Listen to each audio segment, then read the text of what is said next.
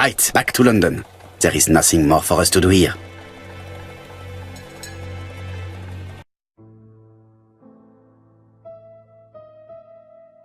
Jap has decided to reveal details to the press. The alphabet murder is now famous. It is not a bad idea. The more people who know, the greater our chances of finding out something of interest. Poirot, I have a bad feeling.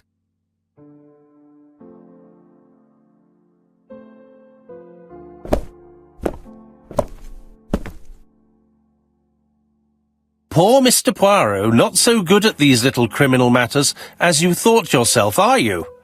Rather past your prime, perhaps. Let us see if you can do any better this time. This time, it's an easy one. Churston on the 30th. Do try and do something about it. It's a bit dull having it all my own way, you know. Good hunting. Ever yours, ABC.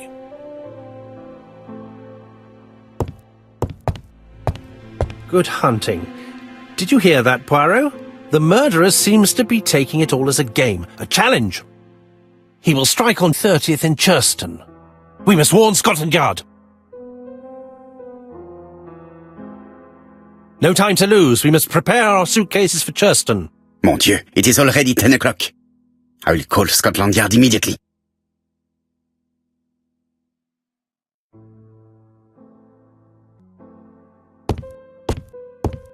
In his haste, Hastings tore the envelope.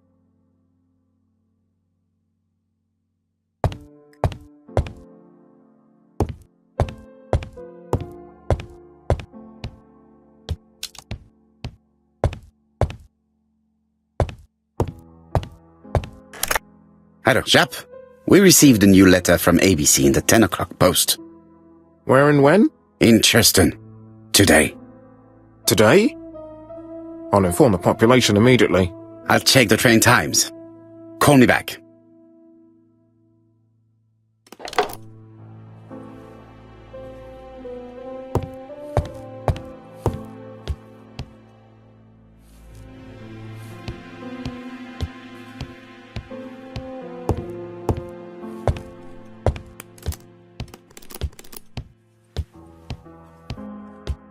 Hastings, what you are doing is an absolute disaster.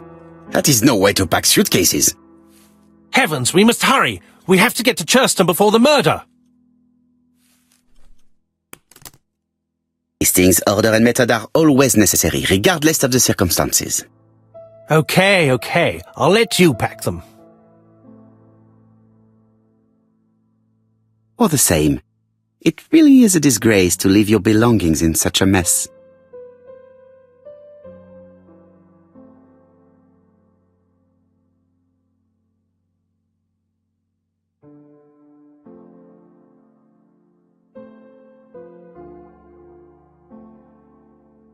Voila! It only took a minute. Poirot, you were right. I've just consulted the ABC guide. There's no hurry. The next train doesn't leave till 11:45. You see, there is no need to hurry. We will not be in Churston until tomorrow morning, after the murder.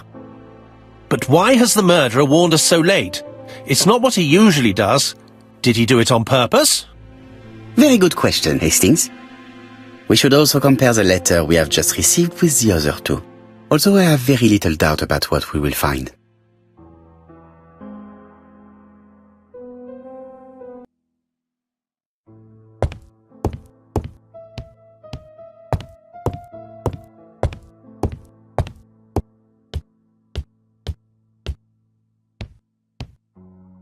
Right, let us compare this new letter with the second one. Let us examine this more closely. Certain characters in the two letters may have similar defects. Yes, this I is weird. Right, let us compare this with the other letter. Yes, the I characters in the two letters do indeed have the same defects. I have to find some other similar defects to confirm my theory. The W is not printed properly. Right. Let us compare this with the other letter. Of course, the W characters in the two letters do indeed have the same defects. I have to find some other similar defects to confirm my theory. Yes, the A appears to be quite unusual. Right. Let us compare this with the other letter. That's right. The A characters in the two letters do indeed have the same defects. My theory was right. These two letters were written with the same typewriter. Let us now try and get our brain cells to work.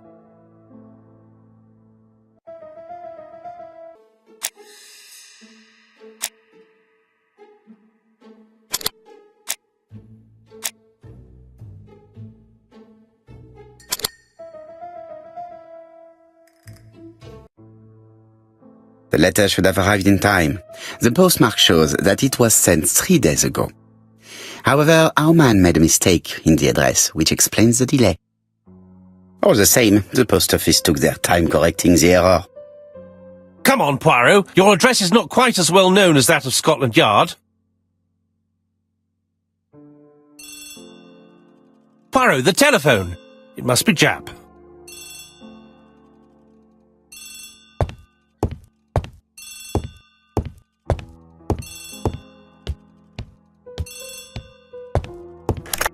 I have some news from Churchton. Bad news, I'm afraid. Sir Carmichael Clark was murdered while out on his evening walk. Sir Carmichael Clark. The name is familiar to me. He was a famous throat specialist, one of the best in London. A wealthy man, he retired to Combside, a beautiful house by the sea. He collected antiques. Are you going there? Yes, let's meet on the train.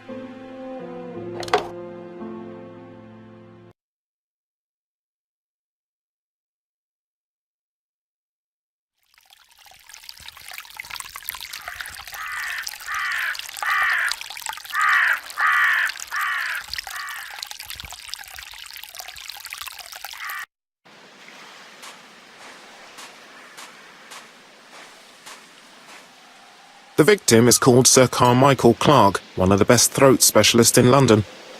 The body was still warm when we found it. If we'd been warned earlier, we definitely could have saved him. It appears that the murderer made a mistake when he wrote his letter. A mistake? Lucky for him. And what if he did it on purpose? No.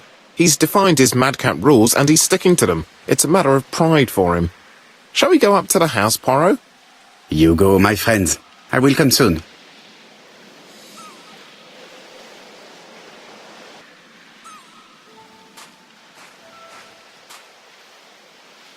Jap has emptied the victim's pockets and has laid out their contents on this piece of wax cloth.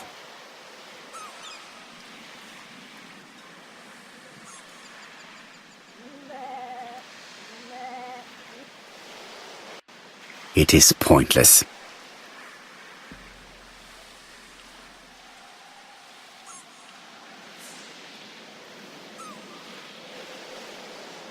An oriental dragon.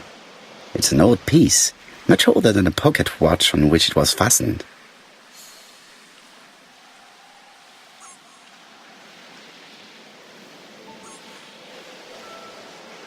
Nothing appears to be missing from this wallet.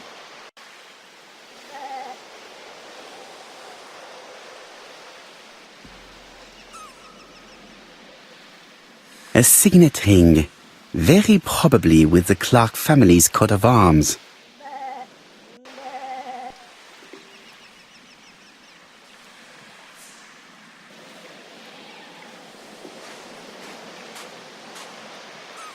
The body is just in front of a bush, one of the only bushes in the surrounding area.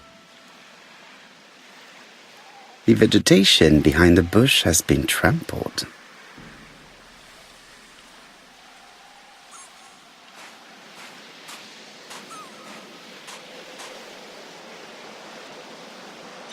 place is very calming.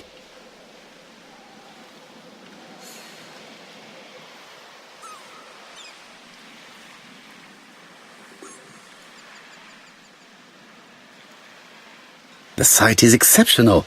It is easy to imagine that Sir Carmichael used to enjoy stopping here every evening.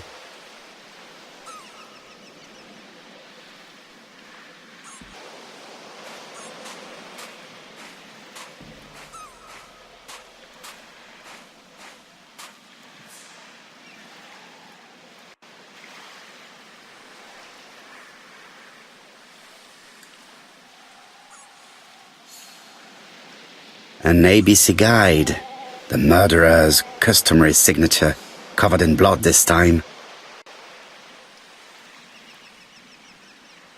The gravel on the path has been sprayed with blood that covers a conical-shaped area, which starts at the body and becomes wider as it moves further from the bush. Sir Carmichael's throat was cut. It's a clean incision, a professional murder. Apart from the wound to the throat, the body is untouched. No cuts, no bruises. Let us now try and get our brain cells to work.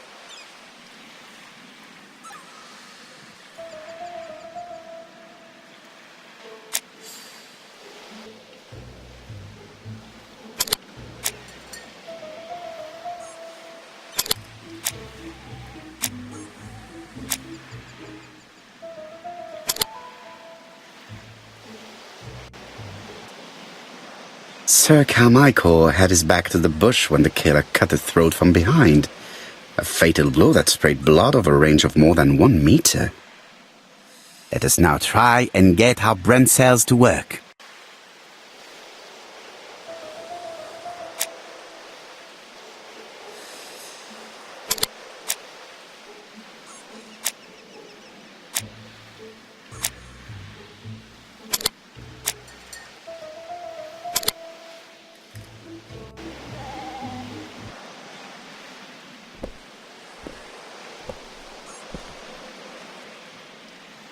Have you finished, Poirot? Chief Inspector, many questions remain unanswered, but I am certain of one thing. The killer has prepared his crime very carefully. Quite right. He must have known Sir Carmichael's movements well to plan such an attack. The murderer struck with terrible savagery. Yes, blood flowed. It's the first time he's attacked a man. He armed himself accordingly. Have you spoken to the victim's family, Chief Inspector? I've spoken to the brother, Franklin Clark. I didn't get much out of him. He's yours. I must get the body removed.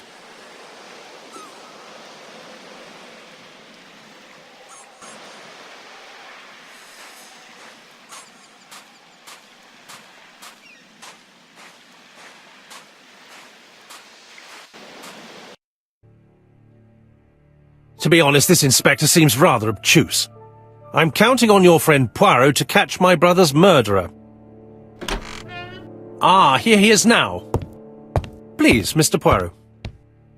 Mr. Poirot, this is my brother's secretary, Miss Thora Gray. Pleased to meet you, Mr. Poirot. Would you like some tea? No, thank you, mademoiselle. I find it hard to digest.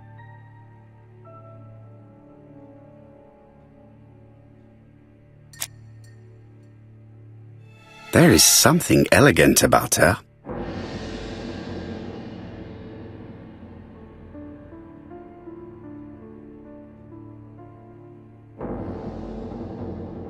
She has good taste, except perhaps in her choice of jewelry. Please excuse me, I have to take care of Lady Clark.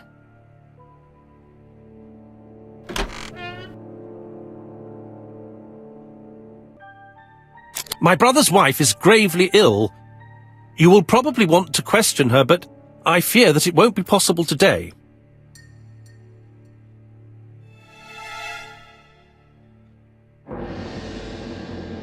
Of course, I understand. Someone set a trap for your brother. Who was familiar with his habits? Everybody knew he took his evening walk at 8:30, and that he always followed the same path.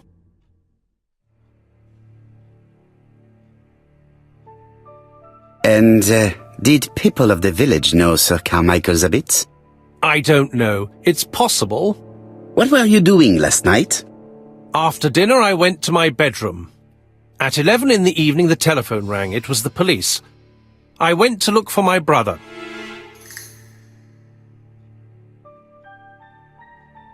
Was it a dark night? It was a new moon. I took a lantern. So it was you who found the body? Yes, along with the gardener. Have you seen any strangers around the house recently? No. As far as I know, nobody has been near the house.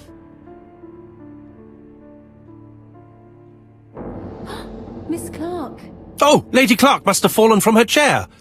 I have to help Miss Grey get her up. Hastings, while our host is gone, let's examine the drawing room. But, Poirot, a gentleman shouldn't... I take full responsibility. All you have to do is to leave the drawing room door ajar and let me know if anyone is coming.